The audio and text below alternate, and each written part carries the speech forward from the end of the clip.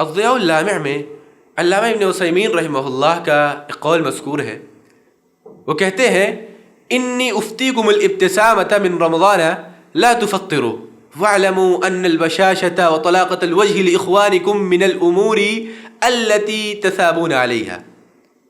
شیخ ابن عثیمین رحمہ اللہ کہتے ہیں کہ میں آپ کو فتویٰ دیتا ہوں کہ مسکرانے سے روزہ نہیں ٹوٹتا ہے.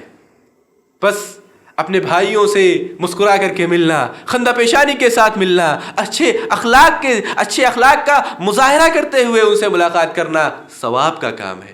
محترم ناظرین، شیخ ابن عثیمین رحمہ اللہ نے اگرچہ یہ بات لطفاً ارشاد فرمائی ہے، لیکن یہ بہت ہی اہم بات ہے.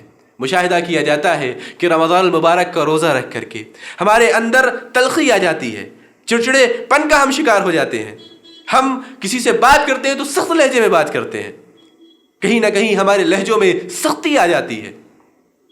بس اگر ہم چاہتے ہیں کہ ہمارے روزے صرف بھوک پیاس اور تھکاوٹ میں شمار نہ ہو تو ہمیں چاہیے کہ ہم اپنے اخلاق میں بھی درستی لائیں، ہم اپنے اخلاق کو بھی درست کریں. ہم اپنے بھائیوں سے جب بھی ملیں یا دیگر لوگوں سے جب بھی ہم ملیں تو ہم اچھے اخلاق کے ساتھ، اچھے اخلاق کا مظاہرہ کرتے ہوئے خندہ پیشانی کے ساتھ ان سے ملاقات کریں.